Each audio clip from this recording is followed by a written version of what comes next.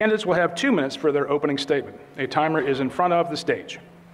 The debate will follow a traditional question and answer format with a 2-minute timed response. I will address a question to the candidate, and the candidate has 2 minutes to respond. I will enforce strict time limits. Each candidate will be allowed a 30-second rebuttal for each question. I have the authority to interrupt the proceedings and enforce ground rules and format. The candidates will not interrupt one another during the debate.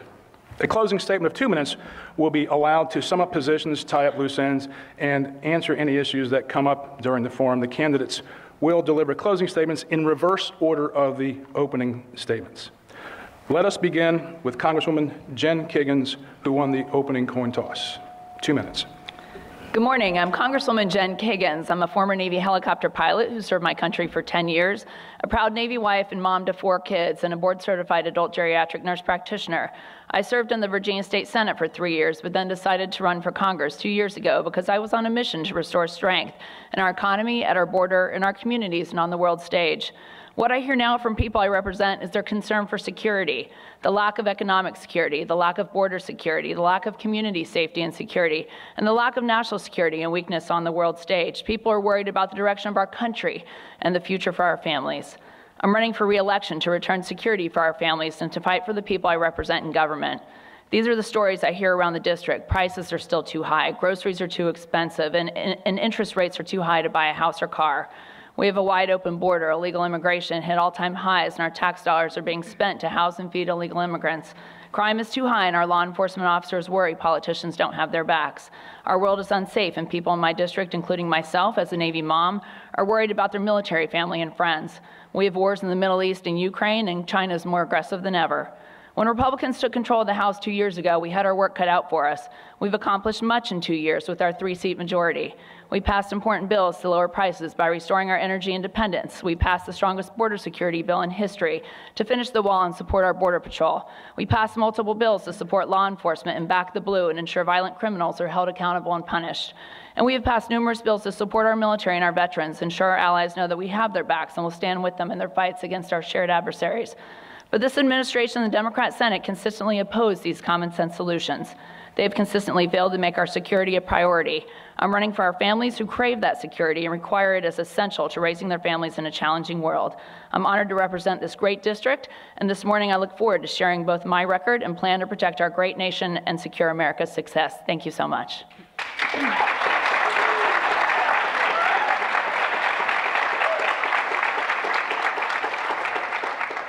Thank you, Congresswoman Kiggans. Missy Cotter Smasal, 2 minutes.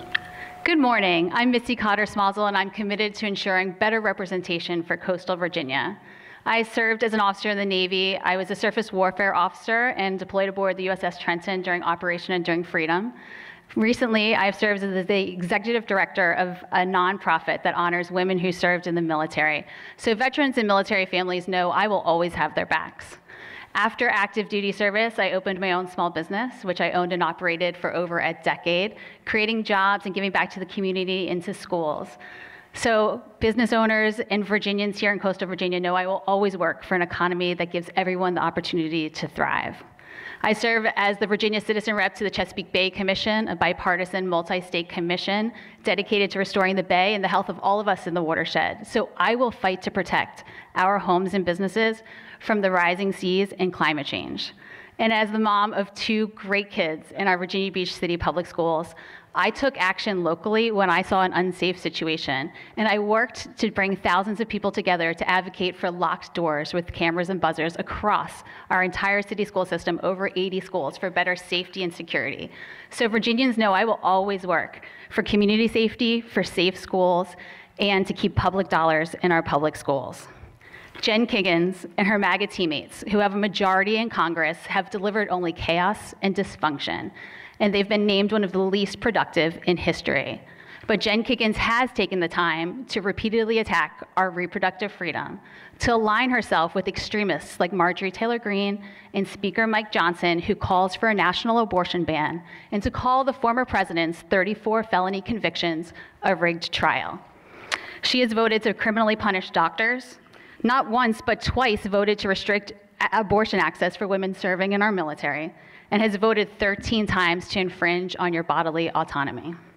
Jen Kiggans has a history of complaining that her party can't get anything done, but she continues to fall in line and caves to her party bosses.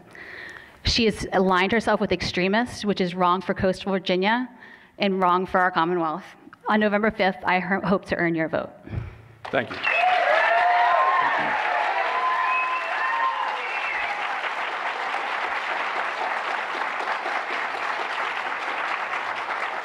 The Chamber has asked me to make sure that while we want to acknowledge our support of our candidates, we should do so in a civil manner today. And let's not have any back and forth, if we could, please. That would be most delightful for someone up here. Congresswoman Kiggans, topic is the health of our republic. Last night I had dinner with 20 business leaders. They had invited me to update them on the 2024 elections. The event was truly nonpartisan. During dinner, the organizer posed several questions for everyone to answer about the direction of our nation. Not one answer was positive or hopeful, and they all lamented the state of our two-party system here in America. What is your message to business leaders here in the Hampton Roads region about the future of America? 2 minutes. And thank you for the question. First of all, thank you to Virginia Wesleyan University as well, and to Dr. Miller and to Ryan Stevens in the Chamber for hosting this event today. You know, that's interesting that you said it was a nonpartisan group of 20 business leaders. I think the overarching theme that I hear just time and time again from business leaders, from business owners, from everyday hardworking families that live here in the 2nd District is about the economy and the lack of security that people feel. And you talked about the country going in the wrong direction or just things going in the wrong direction. I think that's absolutely led by our economy. We're looking at an economy right now where Virginians are paying an extra $1,100 a month. I've got 35% of the people in my district who cannot pay their bills. When I meet with people who work at banks, they'll tell me about 50% of the people who have mortgages are behind or having to make alternative payment plans. We know that people are struggling. And despite what we hear in the media or despite some of the verbiage coming out of this administration, we know that our bank accounts don't lie to us. We know that those numbers, each and every one of us feel it. When I go to the drive-thru with my kids and it costs me over $30 to buy hamburgers for dinner, I mean, it never used to be that way. I'm paying more for groceries, as each and every one of you are, at the grocery store. But I will tell you that Republicans have put measures in place that have tried to decrease the spending. That is one thing that we saw overarching, just excessive spending coming out of the Biden-Harris administration. Trillions of dollars before the Republicans took the House majority. Our national debt is higher now than ever. We have a national debt that we pay interest on, that the interest that we pay is more than we pay in Medicare, and it's more than we pay for our military budget. We've got to reduce that spending. We also have to restore energy independence for our great nation. It's something that we have, again, passed legislation from the House. The good legislation that we've passed to reduce spending, restore energy independence, has not been taken up by the Democrat Senate. My opponent would be a rubber stamp for all of those Democrat policy positions. We've got to make sure we flip the Senate, we get better leadership in the White House, we get our country back on the right track to restore that economic security. Thank you. Missy Cotter Smasal, 2 minutes. My apologies. No worries. I believe coastal Virginia has this strong independent streak, and we reject extremism in all forms. Here in coastal Virginia, we have a proud military tradition, and that means that we stand up for our beliefs and our values.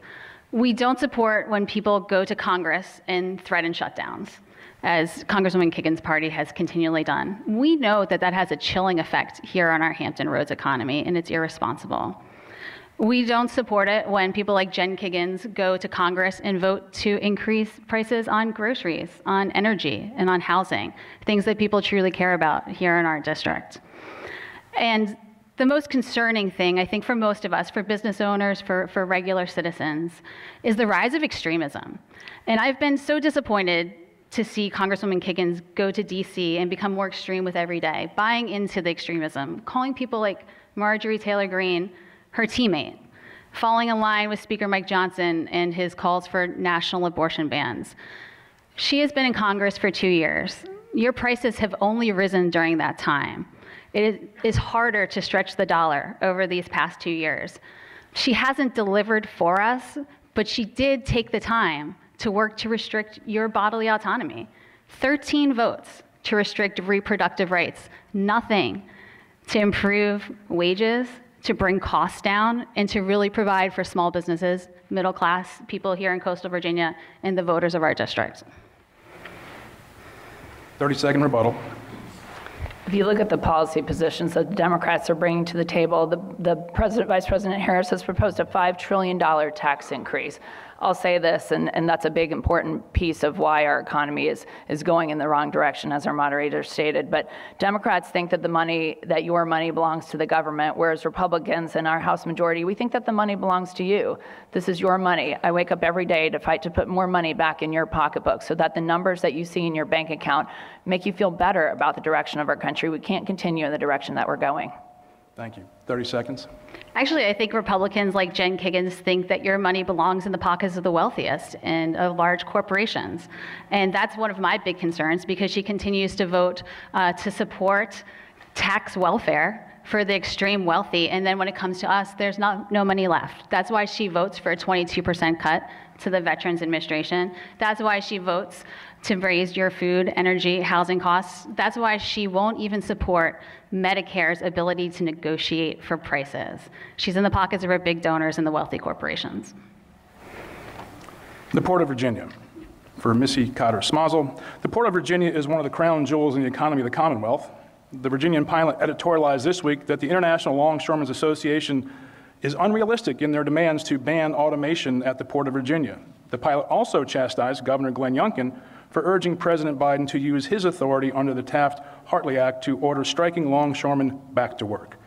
What is your solution for this conflict that will ensure the short and long-term health of the region's economy? 2 minutes. Thank you. The Port of Virginia is critical not only to our district and our local economy, but to the entire region and the East Coast. And I am so happy to see that the workers and the Port of Virginia have come to an agreement to continue operations to keep our economy going. What I would say is that we need a spirit of cooperation. We need the port to work together with the workers. As we have just talked about, all of our prices have increased. Large corporations are making record profits. We need to make sure that workers can share in some of those profits. They have worked long hours, they've put in overtime, they deserve some better pay. And we know the world's changing quickly, and automation is a concern. And while we need to ensure that we have technology to make us efficient, we need to make sure that we're protecting workers in doing so. I stand with workers in their opportunity to collectively bargain. I think we need to foster a relationship of cooperation there instead of animosity, which I have heard has been more of the standard that we're seeing right now from the congressional office with some of our strong unions in shipbuilding and in government service across our district. It's important that we cooperate, that we work for safe conditions, for better pay, for sick leave for workers. Congresswoman Kiggans has even voted against paid sick leave for essential workers. Those are things that harm the workers in our local economy, that keep things running, that keep our small business doors open. 2 minutes, Congresswoman Jen Kiggans. Our port is certainly a cornerstone of our local economy, and we've seen the importance of our port here and on the East Coast, and it's that they're deeper, wider, and safer every day, and we're so proud to have them in Hampton Roads, and we saw with what happened in Baltimore, and we saw with what happened during COVID, and we saw most recently with the threats of strike, just the importance that the port plays in getting consumer goods to people, not just on the East Coast, but throughout the country. And I too signed a bipartisan letter to the Biden administration encouraging them to lean on the players involved so that we could prevent strike. The strike was delayed.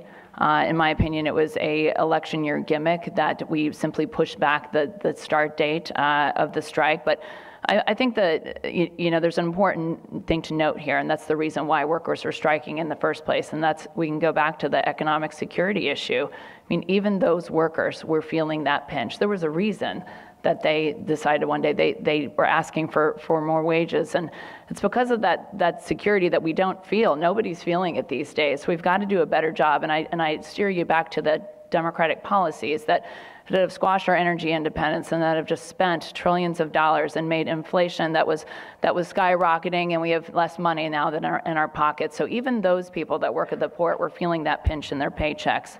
There's a lot of work to be done at the port. There are discussions of automation and including that, in their daily way they conduct business there. There's a lot of room to expand infrastructure there at the port. I'm excited for some of the new technology that's coming, the unmanned opportunities. We need to find ways to to utilize that space. We need to make sure we continue to support infrastructure so we can get those goods in and out of the port so that consumers can have what they need, so we're not driving up the cost of prices there. And then also just facilities that are used as storage throughout our 2nd Congressional District. When the goods leave the port, they go to storage facilities, and they have to be disseminated to the rest of the East Coast and the country. But there's work to do, and we certainly have to protect our wonderful port. Thank you. 30-second rebuttal. No rebuttal. Ms. Kiggans? Okay. Thank you. It's a minute to yourselves. To Missy Cotter Smasal on right to work, which is a very important issue to the business community. Should American workers be forced to join labor unions against their will? Why or why not? 2 minutes. No one advocates for people to be forced to join unions against their will. That is a fallacy. What I support are strong unions that have built our middle class, that help run our community, and who are committed to advancing us into the future. Unions focus on fair pay.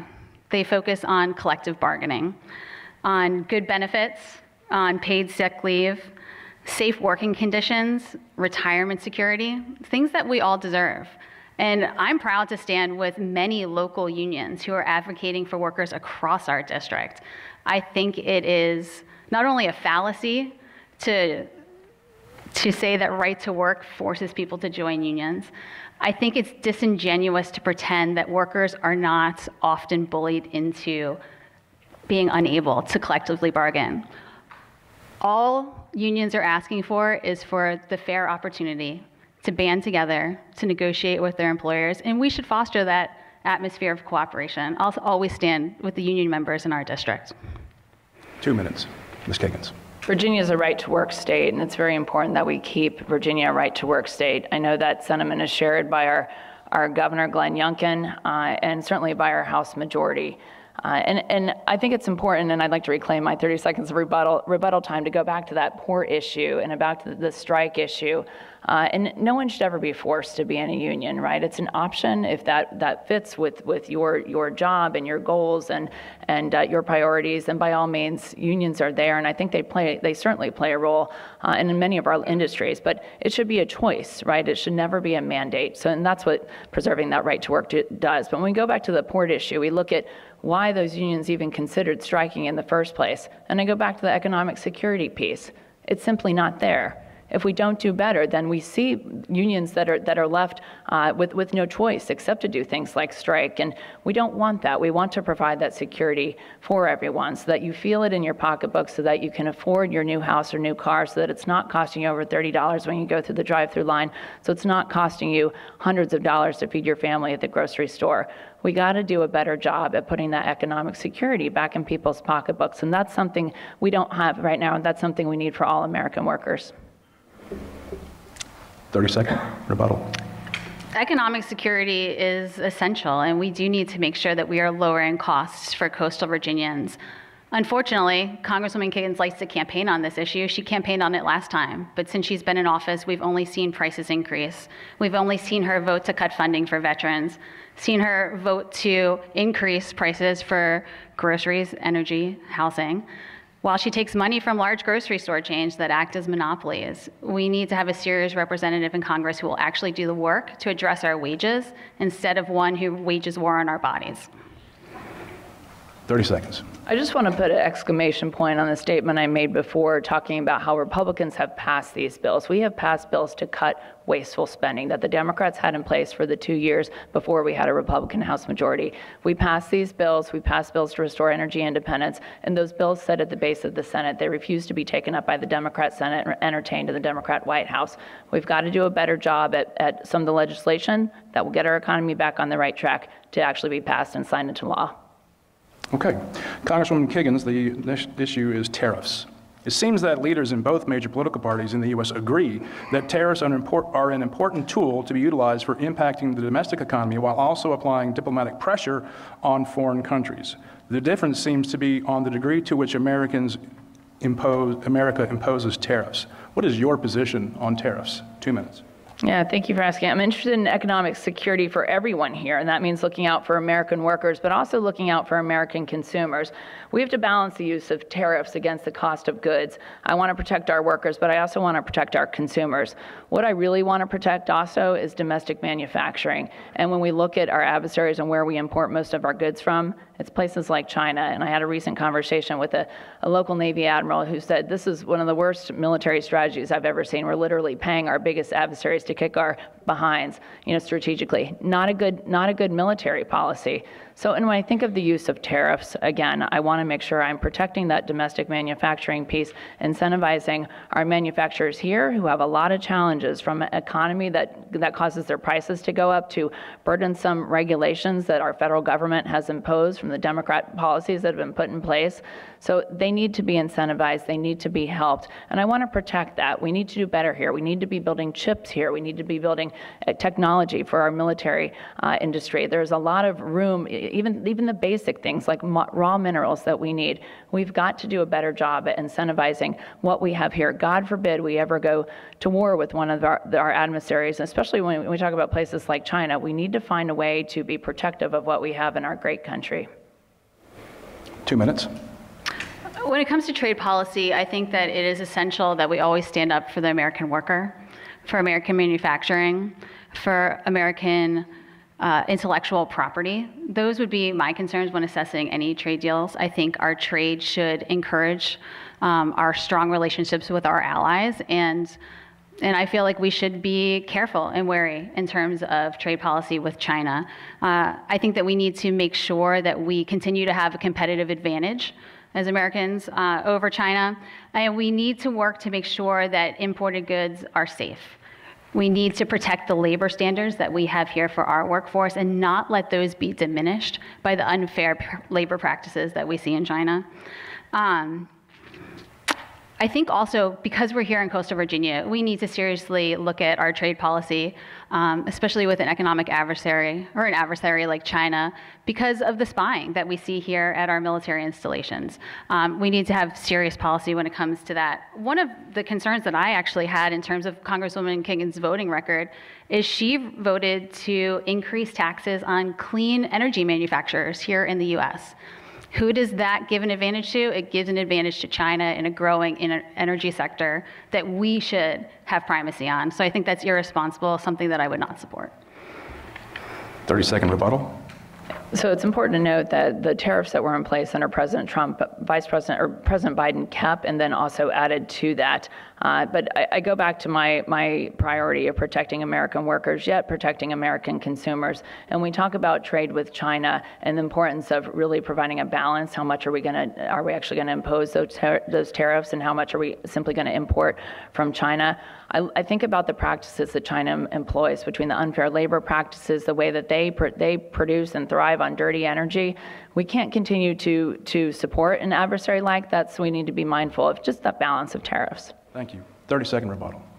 I would just say it would be smart then to not try to raise taxes on clean energy manufacturers here in the US and in coastal Virginia. Okay. To Congresswoman Kiggans, the fiscal condition of our country. One of the stated reasons for the use of tariffs has been to mitigate our federal budget deficit and/or pay down our federal debt, which this morning I checked it is $35.7 trillion. No collective gasp? Nothing? Okay. Let's examine the federal balance sheet. It's safe and fair to say that neither political party has clean hands when it comes to fiscal responsibility. The federal budget this year ended with a $1.8 trillion deficit, and for the first time, interest payments on our debt exceeds that of the defense of our nation. In fact, the interest on the debt costs $30 billion more than our defense budget. The first step in solving a problem is admitting that there is one. Yet, the nominees for both major parties have pledged not to touch Social Security and Medicare. Along with Medicaid, they account for many trillions of dollars in our federal budget.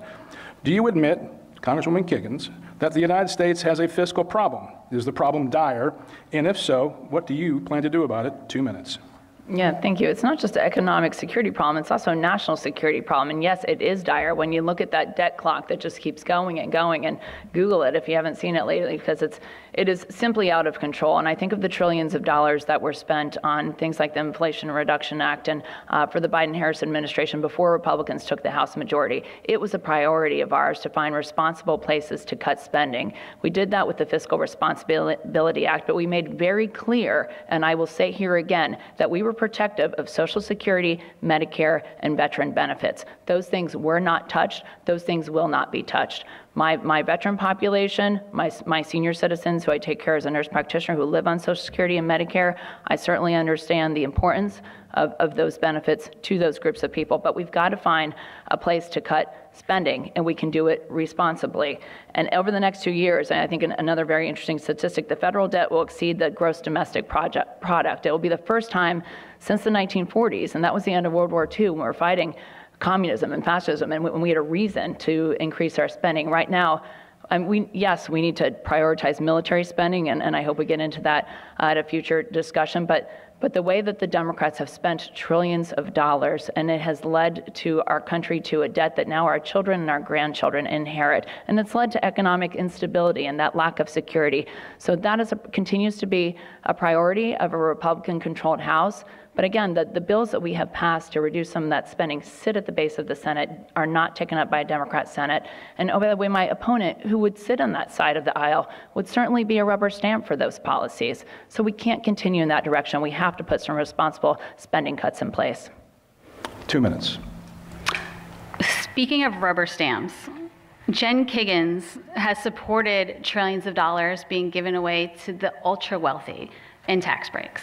She supports adding to the debt by allowing large corporations to exploit tax loopholes to pay not a dime in taxes. I don't know about you, but I sure pay my taxes. I'm sure you do too. But Jen Kiggans seems fine with these large corporations not paying their taxes. I will stand up to any party, people of either party, if they try to increase taxes on the middle class. I would support a middle class tax cut. I would also stand up to anyone of either party when it comes to protecting Social Security and Medicare. And this is where the Republicans always tend to go. There's always money for the wealthiest, but when it comes to seniors and Social Security and Medicare, that's where they want to talk about cuts. So let's talk about what they've done. I've been endorsed by the National Committee to Preserve Social Security and Medicare, and I'm committed to doing so. But Jen Kiggans voted for an extreme plan that would actually cut access to Social Security offices by cutting field offices, making it harder for seniors to access the care that they deserve. Her Republican teammates are always looking for ways to cut Social Security and Medicare. They're even talking about raising the retirement age on seniors.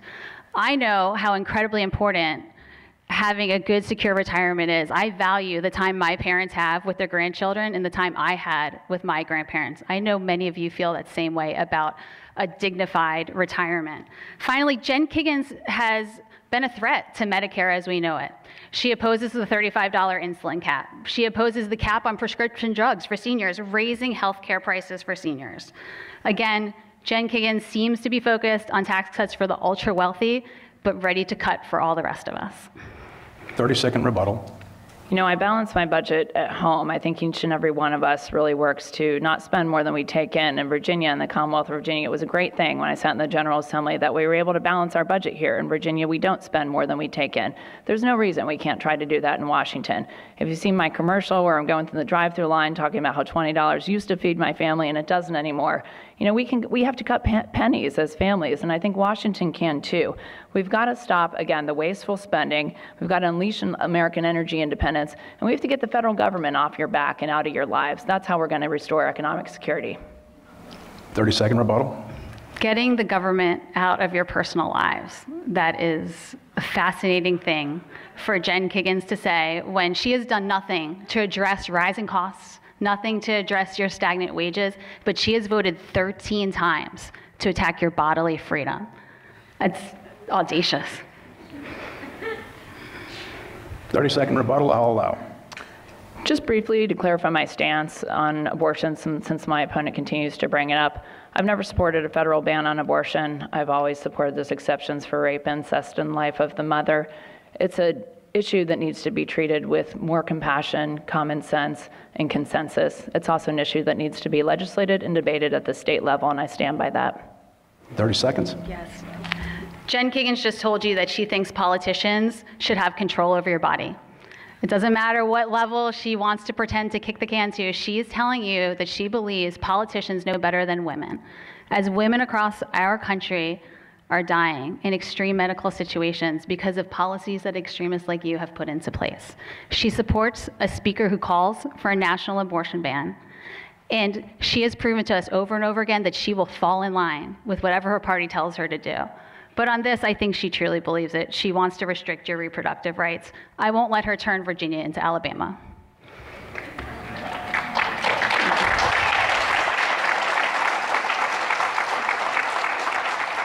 The next issue is health care for Missy Cotter Smasal. Health insurance premiums are soaring. For the second consecutive year, employer health insurance costs went up 7%. The annual health insurance cost to cover a family of 4 is now over $25,000. What should Congress do in order to bring down the cost of health care and thus health insurance? 2 minutes. The rising cost of healthcare is a true concern for all of us. I know starting off my small business, I was concerned about the ability to be an entrepreneur without access to healthcare. Luckily, I was able to rely on our strong family plan from my husband. What coastal Virginians deserve is affordable healthcare, quality healthcare, and one that does not penalize them for pre-existing conditions, for being a woman, or for being a senior.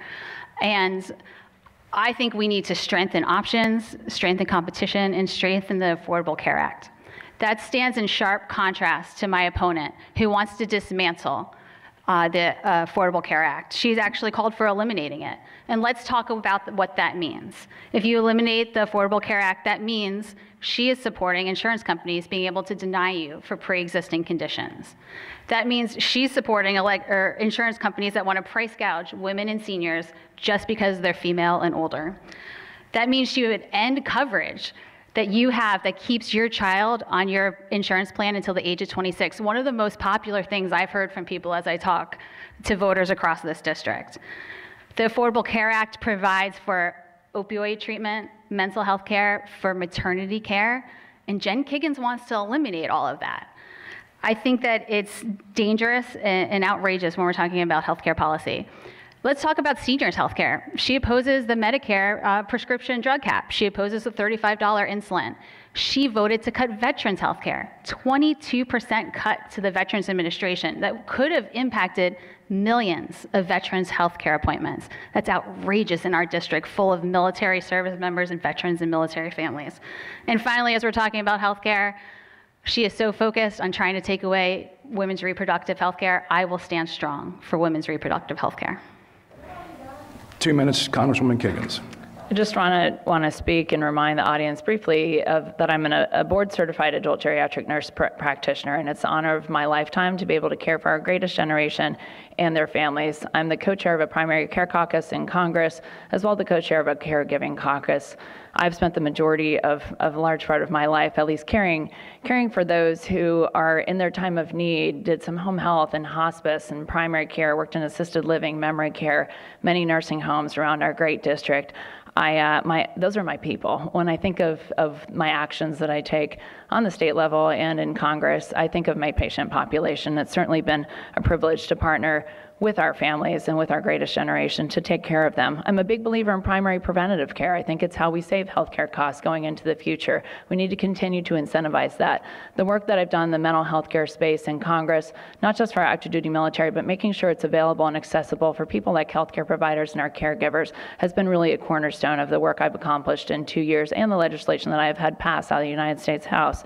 I want to talk briefly about my work with the VA and the healthcare system there. And for 2 years, my office has heard from about 25 whistleblowers where we sat down with them, from janitors to surgeons, and listened to the problems that we had at the Hampton VA Medical Center. And for those of you who have served our great nation or who have families who have tried to receive care through the VA healthcare system, we know there's a lot of room for improvement. So to be able to take on that mission of tackling our local VA Medical Center And as a result, we did an independent investigation. I'm the chairwoman of the Oversight and Investigation Subcommittee. We did an independent investigation. As a result of that, we had the top 3 people in leadership, the executive director, the chief of staff, and the chief of surgery replaced at the Hampton VA Medical Center over the summer. We brought in a new medical director who will now prioritize care for our veterans. I can't overstate enough that that is my priority. I am focused not just on healthcare, on mental health care, care for our seniors, but also care for our veterans. 30-second rebuttal. Hold, please. Sorry. We'll do that again. 30-second rebuttal. That was a lot of words to not explain why you would cut the Veterans Administration funding by 22%. That was a lot of words to not talk about protecting pre-existing conditions or the Affordable Care Act in general. I hear a lot of things about her opposing the Affordable Care Act. I don't hear any solutions, and she's had 2 years. Maybe there's a concept of a plan there, I don't know, but I haven't heard it. I do know Jen Kiggans has taken over $160,000 from insurance companies and drug companies, and it seems to result in her wanting to take access away from us. 30 seconds, Ms. Kiggans. I want to just briefly mention, you can look it up on your phones even now, but the VA budget is more than ever. The VA budget that was passed in 23 was about $303 million. It increased to about $330 and then $360. We recently, the budget that was just passed for fiscal year 24 is the largest VA budget in the VA's history. Again, just a privilege to be able to partner in healthcare and to be able to continue to provide that great care, not just for our patients, but for our caregivers and families. Thank you. For Ms. Cotter Smasal, the topic is inflation. Inflation is considered to be a cruel hidden tax. Our oldest child is now 31, married to a sergeant in the Marine Corps, and they are expecting their first child in March. I'm fine. I'm going to be fine. This time last year, she placed a grocery order from Walmart. It was $130. She placed the exact same order recently, and it was $170. She did the same for a Christmas baking order. Last December, it was $111, and this year, the same order came to $280. While inflation continues to cool off, it is doing so slower than expected. What will you do to help bring down this hidden tax on Americans, many of whom are young, recently married, and want to build healthy families? 2 minutes. Well, congratulations, first of all. Coastal Virginia families are working harder than ever, and yet prices continue to rise, making it harder for us to get ahead. I had a small business for over 10 years, and I know that as the cost of goods sold rise, it makes it hard to grow your business and sometimes to even keep your doors open. And as a mom who cooks at home for her kids regularly, I know my grocery bill is a constant source of concern, as I know it is for you too. That's why I think it's incredibly important that we have people in Congress who will hold price gougers accountable. Corporations that are making record profits while we pay more every day are part of the problem.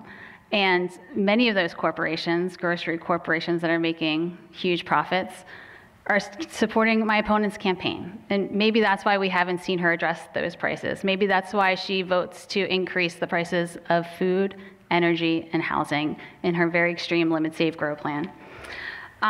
She campaigns on lowering costs, but she's failed to do so with her time in DC. She's taken hundreds of thousands of dollars from large agri-corporations that crowd out small family farms that are important here to our way of life in coastal Virginia.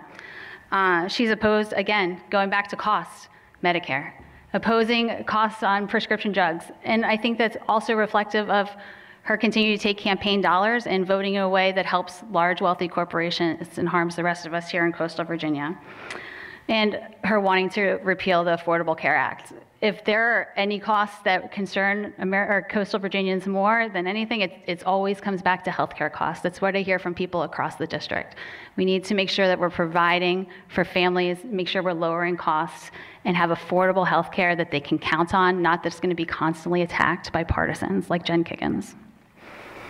2 minutes, Ms. Kiggans.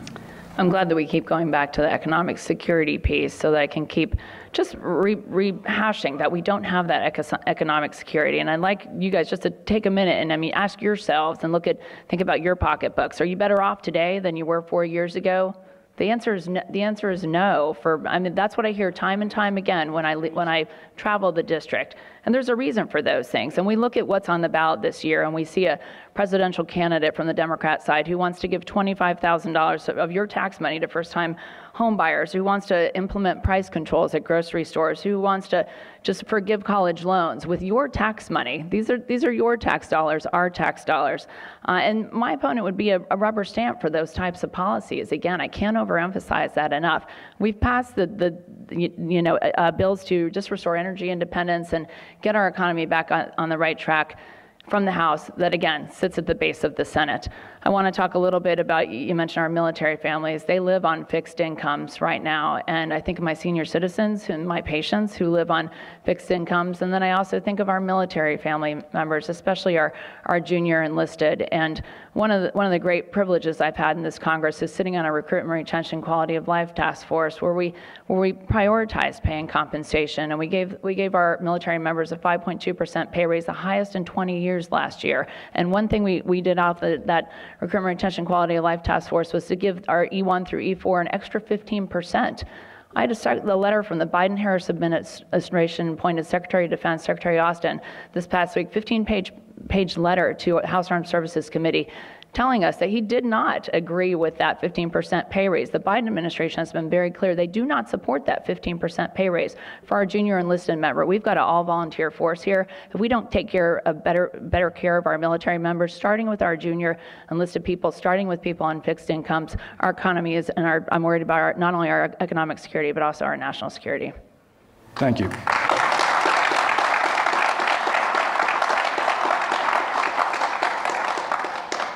Thirty-second rebuttal. I'm so glad to talk about prioritizing junior enlisted members of our military. I think that's incredibly important. I'm really proud to have served as an officer in the Navy and believe that we need to support, especially the junior enlisted ranks.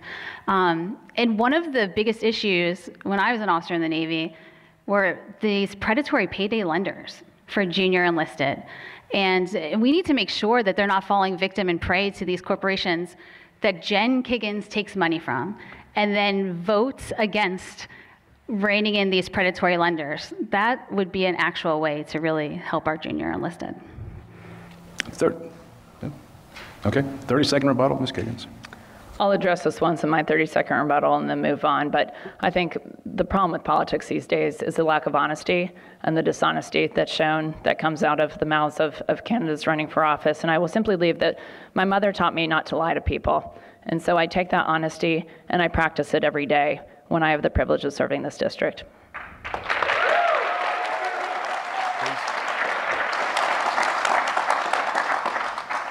30-second rebuttal. I think that anyone can look at the FEC websites and VPAP and see that she has taken money from the payday lending industry. I understand you don't want to address that, but it's a fact, and you need to be accountable for your record. You're the one who's been in office. You told people their lives are no better than they were 4 years ago. You've not done nothing to improve people's lives over the past 2 years. You have a record.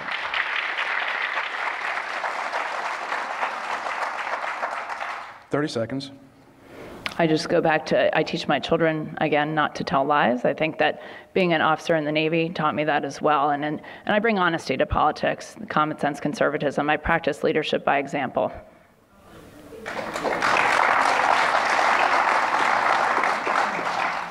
Moving on to energy for Congresswoman Kiggans. It seems now we have an agreement between the nominees of both major political parties. Hydraulic fracturing apparently is a good thing now and helps secure American energy resources, especially natural gas, which powers much of the electric grid here in the country. However, energy demand continues to outpace supply. An AI search uses 17 times more energy than a Google search. Data centers will add the equivalent of 40 million homes to the American electric grid in the next 5 years alone. I'll say that one again. The data centers adding to the grid will be the equivalent of 40 million homes over the next 5 years alone. In fact, by 2030, Virginia's baseload will be 36% solely data centers. With nearly 70% of the world's internet coming through Virginia and our proximity to the nation's capital and our defense structure, Virginia's energy is clearly a national and international security priority. What is your energy policy? 2 minutes. Yeah, we have energy security issues in this country as well, and thankfully we have a governor who believes in all the above energy approach, which I couldn't agree with him more. We're faced with Democrats that have crushed natural gas, they've shut down the Keystone Pipeline, they've stopped exporting liquefied natural gas, they've put energy mandates in place that have made it almost impossible for some of our domestic manufacturers. We have to do better and restore that security in our energy policies, and we do that by practicing that all of the above energy approach. I've been able to support things like our offshore wind project because of the economic development opportunities it brought to this region. I am the co-chair of a conservative climate caucus that sit in Washington because we explore those alternative energy approaches. I think right now there's a lot of attention in small modular reactors when we think of nuclear power.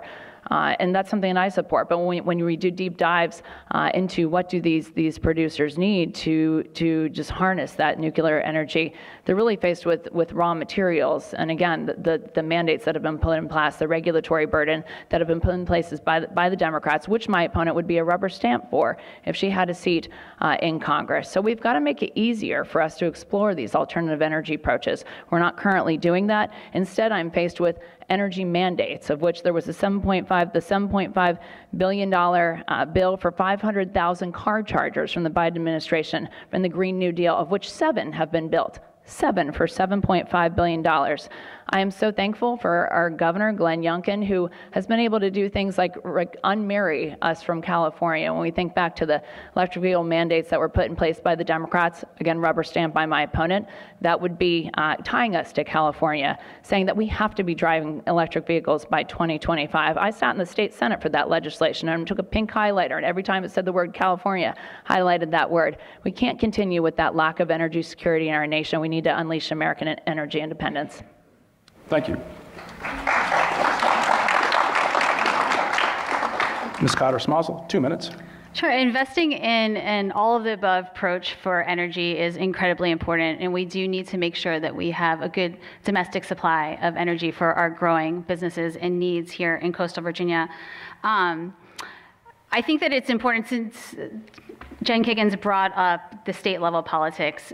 Virginia missed out on millions of dollars because we were taken out of RGGI, the Regional Greenhouse Gas Initiative.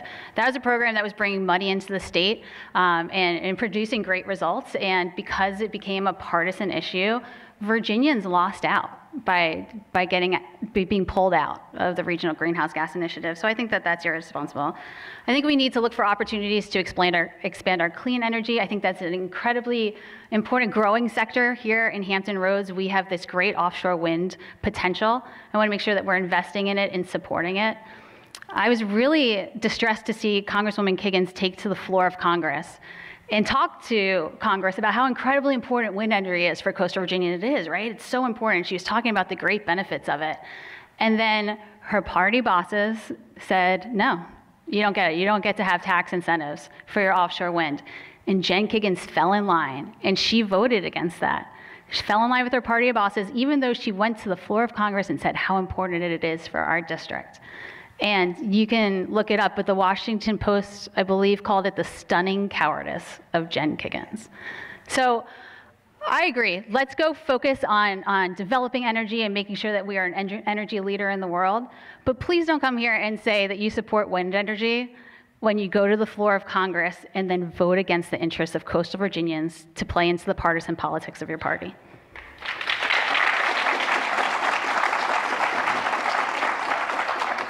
Thank you. 30-second rebuttal. Just returning to energy security, and again, the Democrats that have crushed natural gas and closed Keystone Pipeline and stopped exporting liquefied natural gas have made us more reliant on our adversaries for our energy needs, places like China and Russia. So it's not just an energy security issue now, it's also now a national security issue. And we look at Silicon Valley, for example, the technology is out there, that the data centers, the unmanned vehicles that we can produce to provide for national security, these things need to be powered. We have a lot of energy needs, and it's going to take that all of the above approach, which I'm honored to support. 30 seconds. I also have to note that unfortunately Congresswoman Kiggans voted for a tax increase on clean energy manufacturers here in our country. I think it's important that we support that manufacturing. A tax increase like that gives advantages to China in an unacceptable way and harms our growing energy industries. Okay. Moving to housing for Congresswoman Kiggans. This week, ODU published a report on the region's economy. There are many good things happening in the region. Tourism, defense spending, and the competitiveness of the port are among them. However, the cost of housing is a major highlight of the report, and the research indicates the idea of home is increasingly out of reach, and that many working-age residents are leaving the region as a result.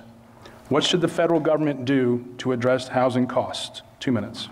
Housing is not just an important piece of economic security, it's also an important component of health care. And we want people out there to have housing, and we don't have enough affordable housing. And I was at the ODU brief that we had on Monday at the State of the Region, and they talked a lot about the problems with why we don't have more affordable housing in this district. And I think the overarching theme was that it was because of the regulatory burden. And he did a great job of explaining what that looks like, that $4 out of $10 of your building costs are actually just weighed down in the regulatory burden costs, the costs that the application to build affordable housing. I had a builder one time show me it was inches thick, and he had to hire a lawyer to actually do the application. I know that my office spends a lot of time liaisoning with developers and contractors and builders for places like the Army Corps, because they're having so much trouble with with NEPA and some of the environmental regulations that have been put in place.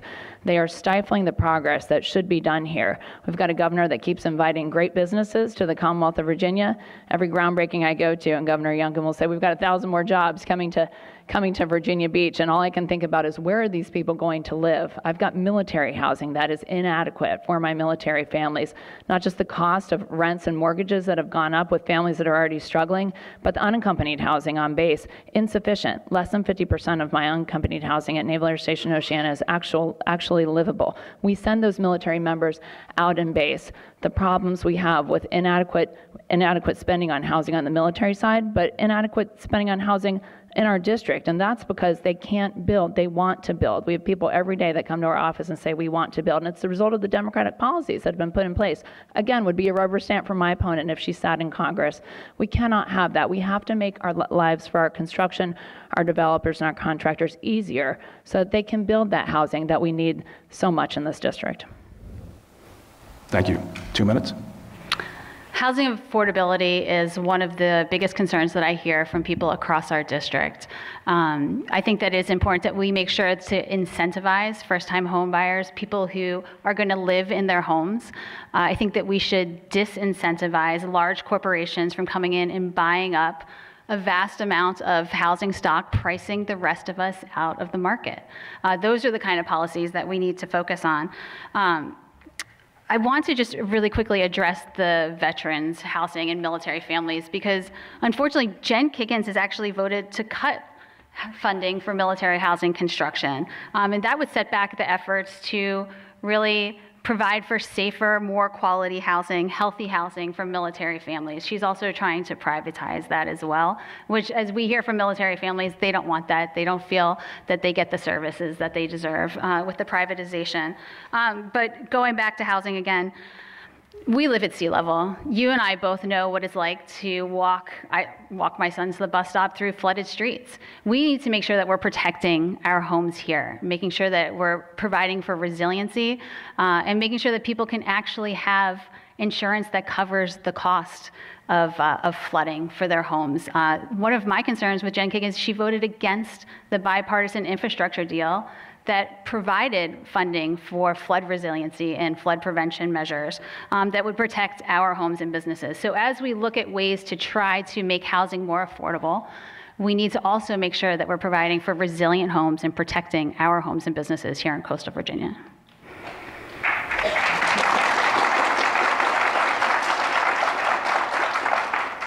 Thank you. 30-second rebuttal. didn't actually sit in Congress. The Inflation Reduction Bill nor Infrastructure Bill were passed. But again, maybe my opponent continues to lie because she can't talk about her own policy positions. But I want to talk briefly about another policy position that I support, and that's the tax credit for low-income tax earners. I think that's an important piece too. We need to make sure that we are enabling and giving all the people who live here the tools that they need. So people who are on fixed incomes, people who are struggling with that lack of economic security, we're giving them all the tools that they need to be able to have that American dream and to have safe and sufficient housing.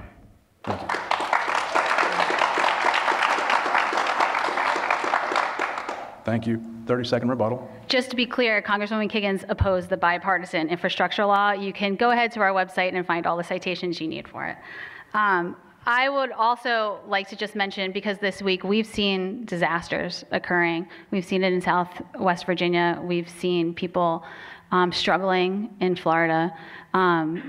We need to make sure that we are providing for FEMA. Unfortunately, Congresswoman Kiggans has voted to take funds away from FEMA, and she stands with extreme MAGA Republicans in her party like Marjorie Taylor Greene that spread conspiracy theories and dangerous misinformation when we should be helping people right now.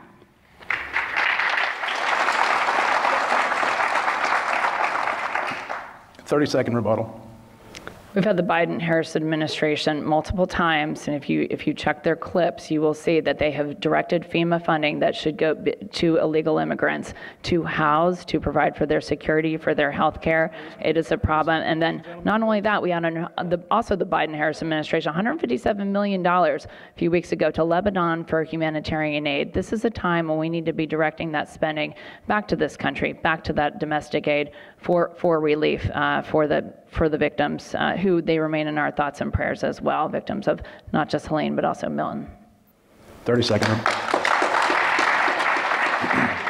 30-second rebuttal. With thoughts and prayers and disinformation, it sounds like, from the other side. Okay. The question now is on immigration for Ms. Cotter Smasal. There are millions of people living in the United States illegally. What should Congress do about that? 2 minutes. I believe that we need to have strong borders. I served as an officer in the Navy. I deployed during the global war on terrorism, and it's essential that we know who's coming into our country at all times. I want to be incredibly clear that the failure on border security and on immigration policy is a bipartisan failure. I've seen people in the Democratic Party fail. I've seen Republicans fail. And I've seen extremists like Jen Kiggans fail to address this. There's a difference, though. Let's be very clear. There's a difference between strength and cruelty. We need a strong, secure border, but the extreme dehumanizing rhetoric that comes from Jen Kiggans and her teammates like Marjorie Taylor Greene is dangerous. The cruel policies of family separation are unacceptable.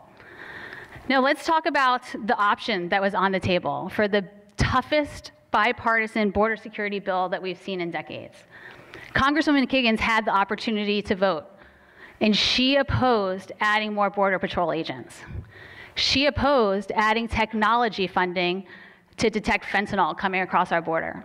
Congresswoman Kiggans opposed more barriers at the border and funding to address human trafficking at our border, all incredibly important things, and Jen Kiggans opposed it.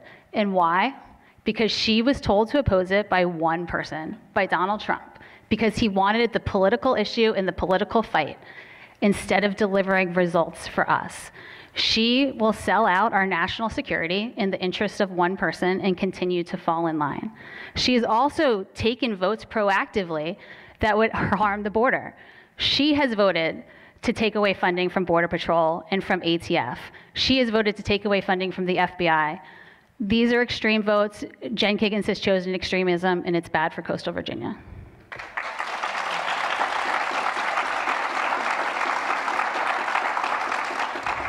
Thank you. 2 minutes, Ms. Kiggans. I'm glad we're now talking about border security, because this is probably the #2 issue I hear when I travel around the district and talk to the people I represent. I've consistently voted to secure our border, and the people of this district know my position. There were 94 executive actions taken by President Joe Biden when he took office that opened our border and allowed illegal immigrants to the tune of over about 12 million people to be in this country, including over 600 people on the terrorist watch list and people that want to do our great nation harm. I've been to the border. I've been to Texas. I've been to Arizona. I've talked to our Border Patrol agents who are overworked, who are underpaid. One of the first actions I had the privilege of doing in Congress was voting on H.R. 2, which is the strongest border bill that we have ever had come in the United States House of Representatives. We've passed multiple border bills since then, all of which have not been taken up by the Democrat Senate. Those anti-border policy positions all would be followed by my opponent, who again would be a rubber stamp for anti-border policies.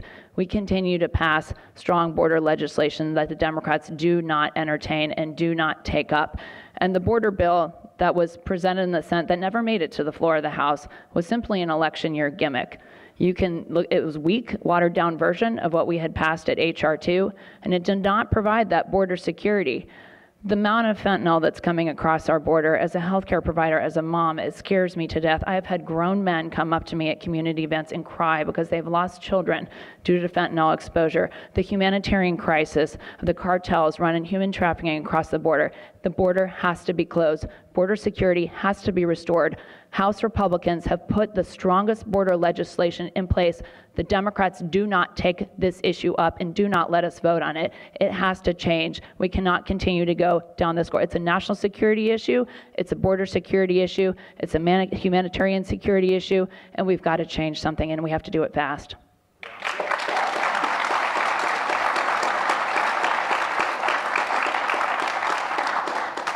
Thank you. 30-second rebuttal. We have to change Congress. That's what we have to change. We have to change to a Congress that is committed to delivering results instead of partisan infighting. The MAGA grip on your party and the teammates that you have chosen are the ones who sink bipartisan border security bills. Let me say it again. It was a bipartisan. Members of both parties supported this border security bill, but you stood with the extreme elements of your party. This Border Patrol was backed by Border Patrol agents. They supported this. They wanted the funding. They wanted the fentanyl detection. You opposed it.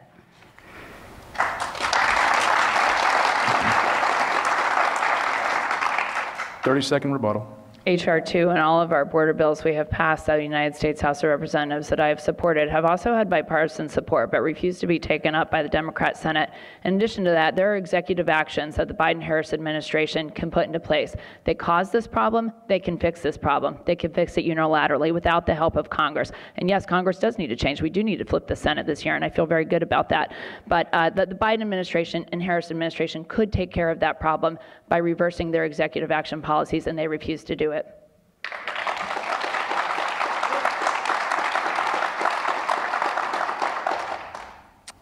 We're moving on to foreign policy for Ms. Cotter Smasal.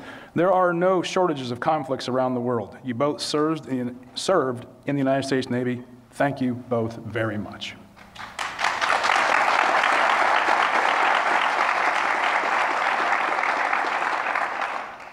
What is your foreign policy? Should we be more active, less active? Should we lead from behind or be economically more assertive? Should we gather with Western leaders and unite our efforts against the likes of Russia, China, Iran, and North Korea? 2 minutes.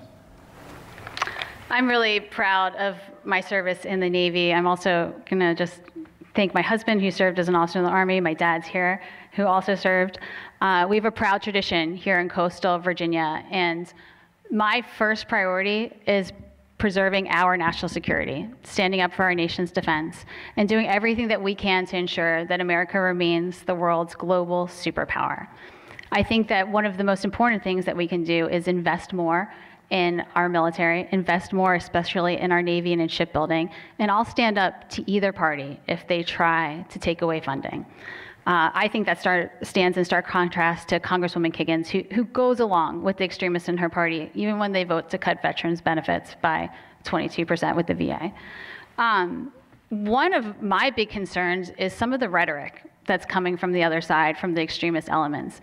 In order to preserve our national security, it is essential that we stand with our allies, stand with our NATO allies who are right here in Hampton Roads, many of whom are our friends and neighbors who are on the baseball fields with. I've led Girl Scouts from NATO families. I have coached soccer for NATO families, and I think it's incredibly important that we stand for them. And I see dangerous rhetoric coming from the other side, attacking those alliances, the allies who stood with us when we invoked Article 5 after 9/11. How dare we have a leader of a major party and his followers then go attack our NATO allies? How dare they kick the can down the road for 8 months, holding up funding to Ukraine, who is fighting off Putin's aggression and the dangerous worldview that he has? We need to fund Ukraine. We need to make sure we are standing strong with our alliances, and that's what's going to help us maintain our supremacy as the world's global superpower.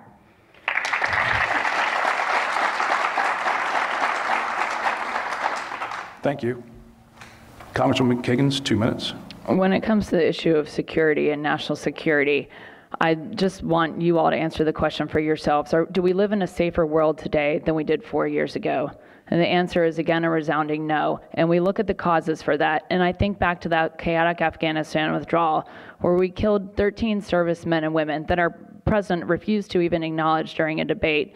And we look at the crises that happened from that time. And the House Armed Services Committee produced a report recently, just doing a deep dive into that chaotic withdrawal.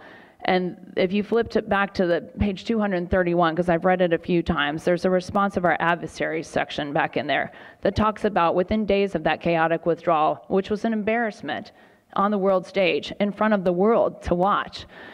The actions of our adversaries, Russia moved troops closer to Ukraine within days. Iran began to embolden its proxies within days. The aggression that we see from China that increases every single day happened within a few days. We can't continue under the weak leadership that the Biden-Harris administration has shown our great nation. And the Democrats have continued to support these weak policies, of which my opponent would be a rubber stamp for. I worry about the future of our country. I now have a son who is a student naval aviator. I'm very proud of him. He's carrying the family tradition in Texas. I worry about those kids and so many of your families who serve, and your friends and your neighbors, and we put them at risk every day. Every time I have a camera in front of me, I talk about the defense budget being inadequate. It's a defense budget that's driven by a White House fiscal year 25 spending plan that spends less on military than we've spent. It's only 2.9% of our GDP. It's the least we've spent since, again, the end of World War II. I have a Secretary of Defense and a Secretary of the Navy who are Biden and Harris administration appointees that aren't following through with respecting and prioritizing the quality of life and taking care of the servicemen and women who serve our great nation, who provide that all in volunteer force. We have to do better for our military and their families.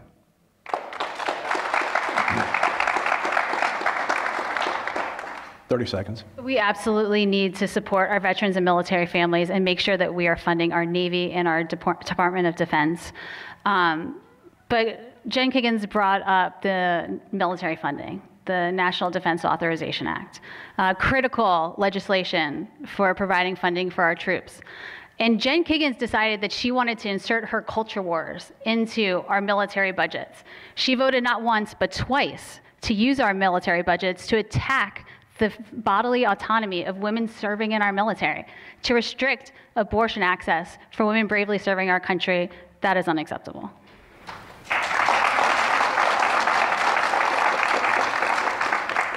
30 seconds.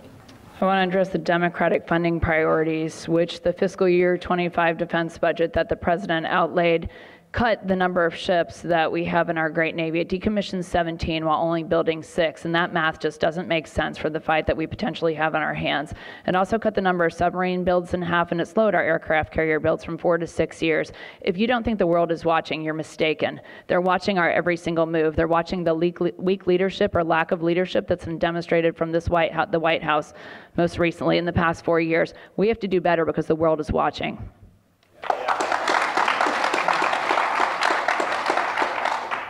Moving to Gaza, Israel, and Lebanon for Congresswoman Kiggans. This week was the anniversary of the October 7th attacks by Hamas on Israel. What should the United States do regarding the conflicts raging in that region as a result of those attacks? 2 minutes. And thank you for asking. This is another national security issue, and the support for our allies could never, there's no more of an important time to show that support for them. I had the privilege of traveling to Israel with a group of members of Congress in April, and we visited families who lived in the kibbutz, and we visited the site of the Nova Music Festival, and it was life-changing, and to still be able to smell the death and destruction that existed in their communities on that terrible day of October 7th, and then to see the response, not just from Israel. They have a leader who wants to defend their nation, who wants to eradicate Hamas and eliminate them, which is what we need to do. Iran continues to embolden its proxies, and they continue to attack our greatest ally of Israel in the Middle East. It's more important now than ever to stand with our ally of Israel and to stand by their right to self-defense of their country, to be able to fight against Iran proxies, because they are coming for us next. They are simply, Israel lives in a bad neighborhood, but we need to make sure we are supporting them at every turn. And the Biden-Harris administration has not done that. I look at the rhetoric that comes out of the White House. They refuse to even state that Prime Minister Netanyahu is an ally. That is the wrong signal to send at this point in time. We need to be able to stand with our allies now more than ever. And I restate that, again, the world is watching. And also, since we're on the topic of Israel and remembering that horrific day on October 7th, condemning anti-Semitism at every turn. We've seen the ugly head of anti-Semitism rise on our college campuses, and House Republicans have worked very hard and have held multiple hearings to make sure that our university presidents are held accountable. We can't exist with a college system that enables that lack of security for our Jewish students. This is America, and all religions have the freedom to practice here. We need to make sure we're condemning anti-Semitism at every turn. That's an important part of holding this position and being in this elected office.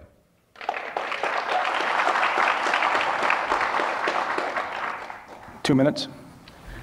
Just this week, we commemorated the sad anniversary of October 7th at the Jewish Community Center here in Virginia Beach. And I want to be incredibly clear. Israel has an absolute right to exist and defend itself. I served as an officer during the global war on terrorism, and I believe strongly in rooting out terrorism wherever we find it, and for holding terrorists accountable, especially the cowardly terrorists who hide behind civilian populations. I think it's also important, and something that I didn't hear was the concern for civilian populations and making sure that we are doing everything that we can to protect innocent lives as well. I'd like to point out that growing anti-Semitism in our country is truly a problem. We see it on both sides of the aisle. We see it from extremists in my party, and I just want to be clear, I condemn anti-Semitism in my party. I am very upset that Congresswoman Kiggans doesn't seem to condemn it in hers. She stands with her teammates and allies like Marjorie Taylor Greene, who say incredibly offensive things about our Jewish brothers and sisters. She didn't come out and condemn Donald Trump and his support for the terrorists who walked through the streets of Charlottesville here in Virginia only a few years ago.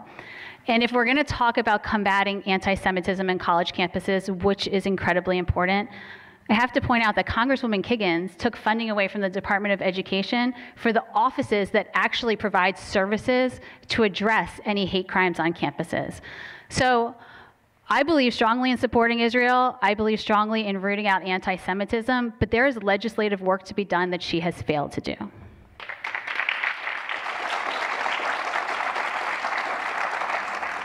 Thank you. 30-second rebuttal.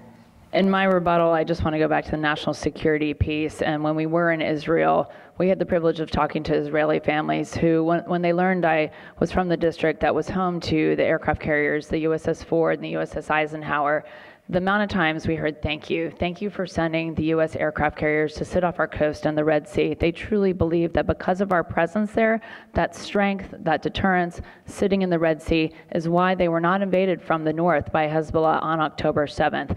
So just to get back to the national security piece and how important that is to make sure we're maintaining a Navy, that we are providing a defense budget that's adequate to take care of our military men and women, and to have the ships, the aircraft carriers, and subs that we need. 30 seconds. I'm thankful for all of the sailors who are on station right now preventing this larger regional war And I think it's incumbent upon us to make sure that we are supporting our allies, supporting our strong military, and making sure that we're taking care of those military families at home. Because what those sailors want more than anything is to know that they're going to come home safely and that their families are being taken care of here. So making sure that we're standing up for our military families. We've got some here on our staffs. Thank you to you guys for everything that you do. For Congresswoman Kiggans on Ukraine, what should the goal of the United States be regarding Russia's invasion of Ukraine, and how should we achieve that goal? 2 minutes. Yeah, Russia continues to be an adversary, and it's an important part of our national security, which again I feel like is lacking right now because of the weakened leadership that we've shown on the world stage. And I've been a staunch supporter of aiding Ukraine, and it's because we cannot neglect that fact that Russia continues to be an adversary, and there's an axis of evil that exists out there between Russia and between Iran and between China. And if you think that they're not talking and they're not plotting together, then you're wrong. But we need to make sure our stance in Ukraine is that we again stand with our allies. It's important now than ever to be unified, not just Ukraine, not just Israel, but to places like Taiwan, Japan, all of our European allies, Australia. There's a lot of work to be done, but we have to have strong leadership to be that strength together. I will also say in Ukraine, it's very interesting we took that trip to Silicon Valley talking to our defense technology, defense innovation units, and listening to how they are utilizing Ukraine as really a laboratory or a test bed for some of the latest and greatest technology. We are fortunate that we don't have boots on the ground in Ukraine. And the wars have shifted. The war in Vietnam was different than the war in Afghanistan, which is different than the war in Ukraine. But the fact that our defense technology sector has taken the time to work with the Ukrainians to have that be like a testing bed of the latest and greatest defense technology, and then implementing that. And that's my job on the House Armed Services Committee, to find ways to implement and bring that technology to our warfighters so that we continue to be that strong deterrent. That takes funding. That takes economic security. It takes an administration and a Democratic Party to work with that actually believes in that priority of funding. We don't have that right now. We don't have an administration. I don't have a Senate, and I have other sides of the aisle, like my opponent, who would disagree with that funding priority. We can't put that technology in place and give the warfighter what it needs unless we can agree on that priority, and that's something that we need to put in place to restore that security.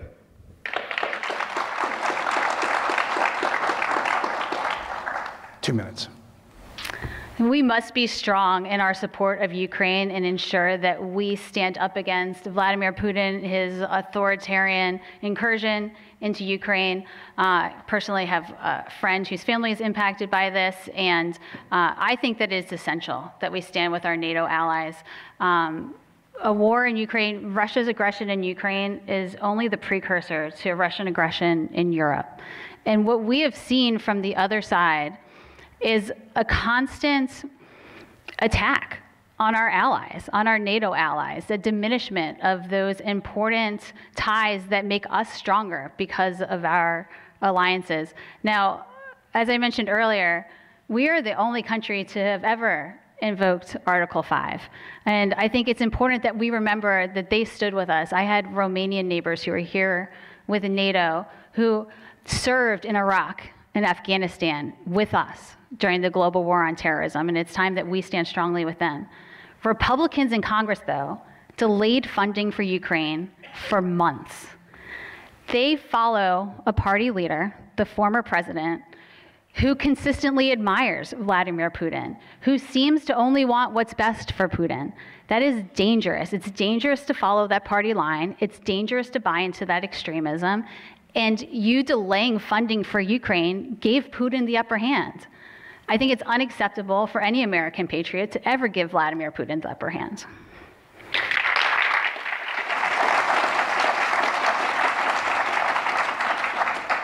Thank you. 30-second rebuttal.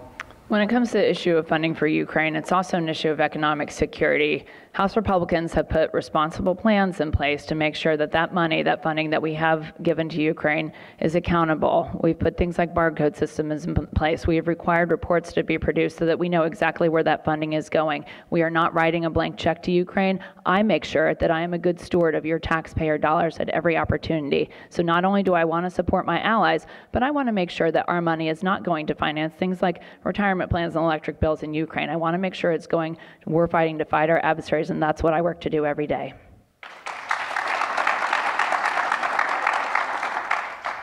Thirty seconds.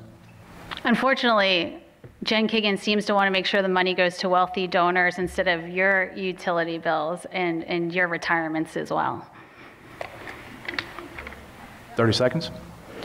I just hope somebody is keeping track of the number of times my opponent says my name, because if I had $1 for every time, I'd take you all to lunch.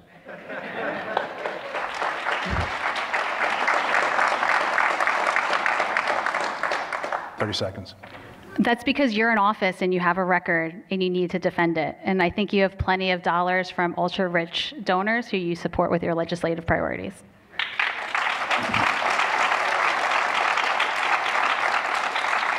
Do I get a rebuttal? 30 seconds. And I believe that we're talking more about fabricating positions, policy positions, and again, saying my name because my opponent refused to talk to you about the plans and policy positions that she has and her Democrat policy prescribes, or Democrat partners prescribe to. 30 seconds. Again, Jen Kiggans has a record. She is in office. It has been 2 years of chaos and dysfunction, of a Congress that refuses to pass budgets on time, a Congress that threatens government shutdowns that harm our local economy, and a Congress that attacks women's rights at every turn. Jen Kiggans has failed to deliver for you, but she has voted 13 times to restrict your bodily autonomy.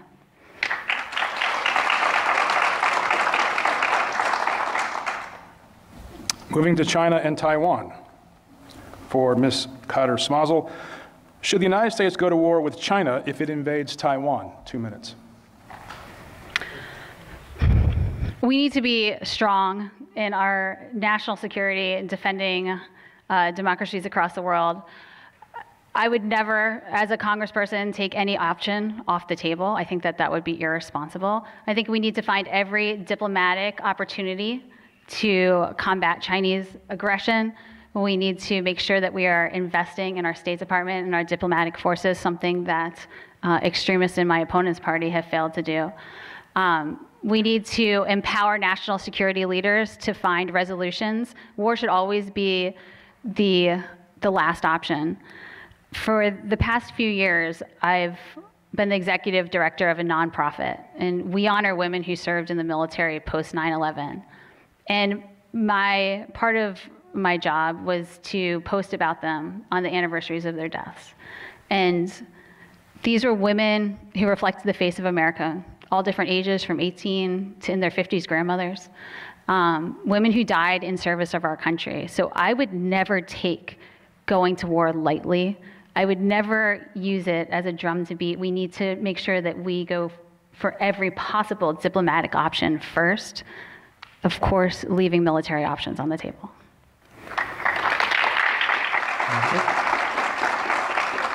Thank you. 2 minutes. I asked the same question that I've asked a few times today, and that's, is our world a safer place? Is our country in a better position than we were 4 years ago?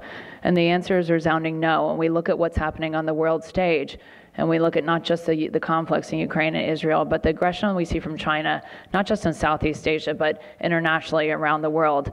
We need to make sure that we have strong foreign policy in place, and we haven't had that coming out of the Biden-Harris administration. It's been an embarrassment on so many fronts on the weakness that's displayed, the embarrassment stemming again from that Afghanistan withdrawal. But it's put not only our country at risk, but people who serve in our great military.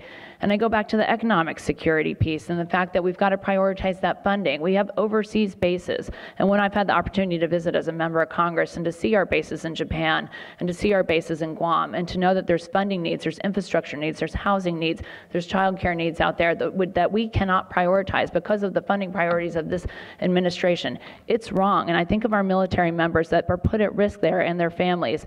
And they don't have congressional representatives that can come like I do and I fight for the bases services in my district, they don't have congressional representation overseas. So it's the job of all of us in Congress to be able to push back and to say we need more. The defense budget is inadequate. If we don't get this done, the world is going to be in a less safe place. I'm a big peace through strength girl. It's so important that we be a strong deterrent, and we haven't been a strong deterrent on the world stage. The world watches our every move, and some of the calendars have as early as 2027 that we will be in a war with China over Taiwan. We better get our act together before then. We better take care of our military men and women and their families. We better form those alliances and make sure that our friends know that we have their back, or else we're certainly going to end up in a place that I don't think anyone in this room wants to go there. So it's a privilege and an honor to fight for our military men and women and our veterans every day. I'm a Navy pilot. I'm married to an F-18 pilot. I'm the mom of a Navy pilot. I'm the daughter of an Army officer who served in Vietnam. I understand this issue better than anyone.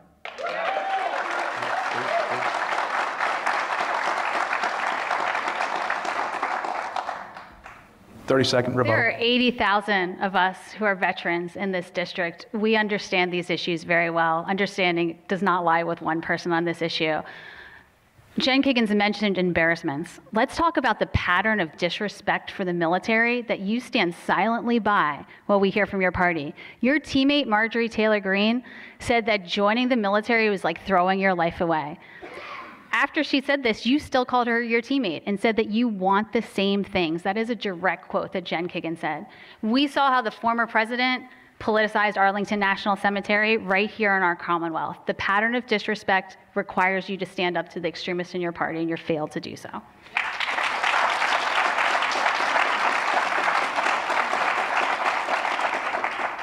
Thirty-second rebuttal. We have the greatest military in the world, the greatest Navy in the world. I had the privilege of living in Japan for about 5 years of my life, between being stationed there with my husband and also teaching English there as an English teacher after school. I understand Southeast Asia and the fight that we potentially have on our hands. We need all of our resources, and we need to be prioritized and focused. And sitting on that recruitment, retention, quality of life task force and focusing on what our military families need right now, the pay and compensation, the housing, the child care, the health care, the spouse employment issues. We need to make sure we prioritize that, and having an administration that doesn't share those priorities is extremely frustrating. We have to return to that security piece.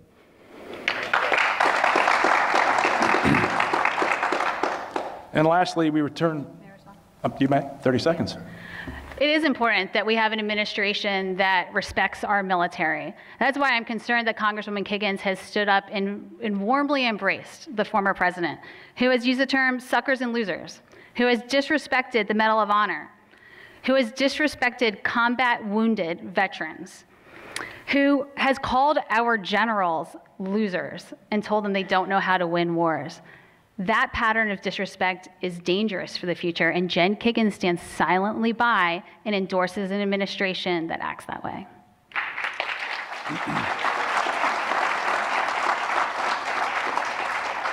30 seconds, Ms. Kiggans. I believe that actions speak louder than words, and I would just like to take a moment to encourage you all to sign up for my newsletter, where every week when I send out my newsletter in Congress, we highlight a Congressional Medal of Honor winner at the end. It's something I've been proud to do. There's so many stories that need to be shared. There's so many great Americans that have given so much for our great nation, so I encourage you all to read those every week. And lastly, we go back to the first question for Ms. Cotter Smasal. I offered the state of our two-party system in America. What would your message to business leaders here in the Hampton Roads region be about the state of our two-party system and the future of America? 2 minutes. As a former small business owner here in coastal Virginia and as a proud Navy veteran, I would say coastal Virginia is stronger when we have a government that acts responsibly, when a government doesn't threaten government shutdowns that would have a chilling effect here on our local economy.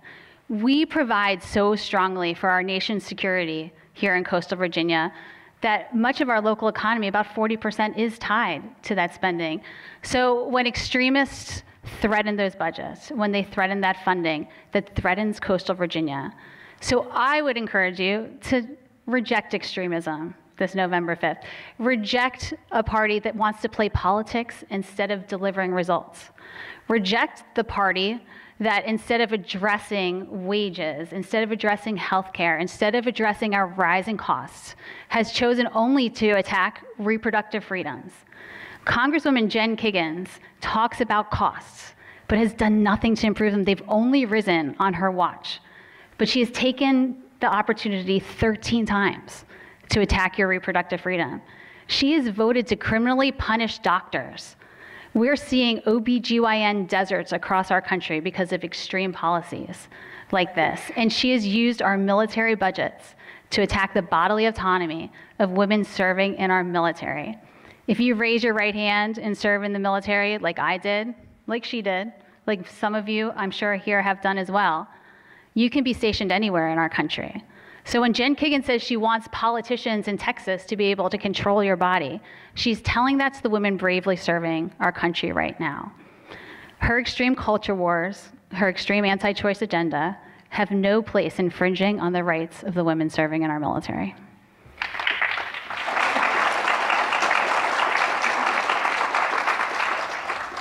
Two minutes.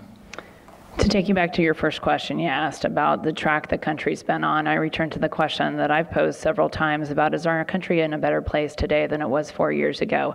And I think about the security theme that I've run my campaign on, and the lack of security that people are feeling right now, the lack of economic security, the lack of security at our border, the lack of security in our communities. And we didn't have an opportunity to talk about our safe communities and our support for law enforcement and backing the blue, and how important that piece is to actually the feeling of security. And then our security, our national security, and our standing on the world stage. It's something we fight in our small 3-seat House majority every single day, passing that good legislation, reducing the spending, restoring American energy independence, getting our economy back on the right track, the frustration of not having our good bills taken up by a Democrat Senate, nor supported by the Biden-Harris administration in the White House, all of which my opponent would be, again, a rubber stamp for. We've got to do better for our country. We can get our country back on the right track. I want to address also another issue that I think is causing some people to just not feel well, and that's the divisive rhetoric that's stemmed from this election. And we look at not just 2 assassination attempts on our former president, but I did a press conference recently with Congressman Steve Scalise, who also was a shooting victim at a baseball game practice in Washington. And to listen to his story, and the person who shot at him was a Bernie Sanders supporter who got all riled up and was told about how divisive we needed to be and how we needed to hate each other, and the country was working against them, and all of that divisive rhetoric is being really used in a very negative way, impacting our country in a negative way. We need to be more unified now more than ever. I look at, again, the fight that we have in our hands from our potential adversaries around the world. It's time to be unified. It's time to cut it out with the divisive rhetoric. It's not helpful for unifying our great country. We all need to put our country first, put America first, and it will all keep, and then that's how we restore security for our great nation. Thank you. Of course. 30-second rebuttal. I'm so glad to hear that Jen Kiggans would like to be unified, and hopefully she'll now join us in gun violence prevention now that it has harmed people in her party as well. Jen Kiggans has voted against universal background checks. That puts guns in the hands of dangerous criminals. Jen Kiggans has voted against red flag laws, which would put guns in the hand, that vote puts guns in the hands of domestic abusers. And most egregiously, as someone who worked for school safety and security, she has voted against prohibiting guns in schools. It's egregious and dangerous. I hope she's now willing to unify for a safer country for all of us.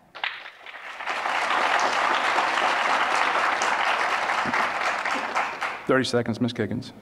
I just want to take the last 30 seconds to reiterate my support for law enforcement and that I believe in backing the blue. And these are a group of people who wake up every day and put their lives on the line to provide safety and security for my family and for yours. We need to do a better job at putting our legislation where our mouth is and making sure that we're looking out for those guys, those people who get out of bed every morning to keep our communities safe and secure. And I'm certainly thankful for them and appreciate all that they do.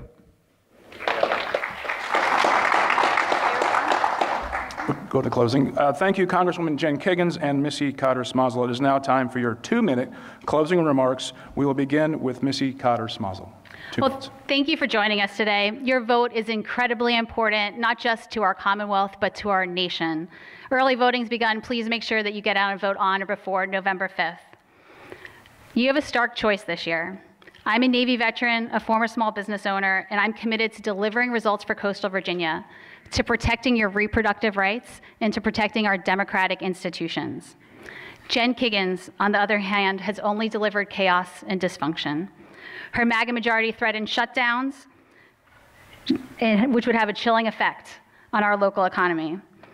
Meanwhile, she has voted 13 times to restrict your reproductive rights. She has voted to criminally punish doctors. And she supports Mike Johnson, who advocates for a national abortion ban that would rip away generations of rights from Virginia women. She has tried to force her anti-choice agenda onto women serving in our military, not once, but twice, trying to restrict abortion access for women serving in the National Defense Authorization Act. She has proven that she either lacks the backbone to stand up to her party or the backbone to be honest with us about what her true votes and views are. She votes for disastrous cuts to public education funding. She votes to cut funding to the VA and even voted against our growing wind energy sector off the coast. Because over and over again, she falls in line. Or maybe it's just simply that she's an extremist and trying to hide it from us. She's called the previous president's 34 felony convictions a rigged trial. She has called Marjorie Taylor Greene her teammate and said that they want the same things. Jen Kiggans was one of only 4 state senators in the Commonwealth to vote to audit the 2020 election results here in Virginia that would have put you on the hook for $70 million to buy into her MAGA conspiracy theories. Her votes and record prove that she cannot be trusted with the results of this election. She cannot be trusted with any of our reproductive rights. And she cannot be trusted to put coastal Virginia first, ahead of her party bosses or her political ambition. Thank you. Thank you, please, thank you. And now, Congresswoman Jen Kiggans, your closing remarks, 2 minutes. I frequently talk about my life of service to my country as a Navy pilot, service to my family as a mom of 4 and a Navy spouse, and service to my community as a geriatric nurse practitioner. Our country is in need of servant leaders now more than ever. I wake up every day to fight for Virginians, for the people, the families, and the businesses that are important to this district. If you take nothing else away from this debate, please ask yourself the question we've posed several times. Are you better off today than you were 4 years ago? If the answer is no, then why would we give Democratic policies, which my opponent would support, another chance? I'm running to restore that security we've been missing. Security in our economy so our families can afford the American dream and our kids who are establishing themselves can buy their first cars or homes, and so Americans can pay their bills without carrying so much debt. I'm running to restore security at our border, to finish building a wall, to support our border patrol and keep bad actors who want to harm our great nation or who are drug or human trafficking out of our country. I'm running to restore security in our communities, to make sure our law enforcement know that we have their backs at every turn and back up that promise with legislation that protects them and those who keep us safe. I'm running to restore security on the world stage. As a mom of a future naval aviator, this is a powerful reason that I run for office. Weakness breeds war, and peace can only be maintained through strength and deterrence. We must restore the trust of our allies and friends on the world stage, and we must provide security to our military members and their families so they know that government leaders have their backs. It's important to remember that our Republican House majority has passed numerous bills to accomplish these goals and restore security. Despite the lies my opponent has told about me time and time again, I have a published voting record of supporting this legislation that restores security, but the Democrats have rejected it at every turn. Our country and the people of the 2nd Congressional District deserve someone who will continue to fight for policies that return security to them. My campaign has been focused on returning this security to our economy, to our border, to our communities, and on the world stage, while my opponent has run a one-issue smear campaign based on lies and dishonest television commercials. Voters will remember these things when they cast their vote on November 5th. Thank you for the opportunity to serve my community, my district, and my country in government. It's the honor of a lifetime and a responsibility that I do not take lightly. I ask for your vote on November 5th, and I look forward to continuing to represent you in the United States House of Representatives. Thank you very much. Please, ladies and gentlemen, thank you. Please, well done. Got something for you if you just wait a minute. Ladies and gentlemen, let's give our candidates and our moderator another round of applause. And I have a small token of appreciation for them.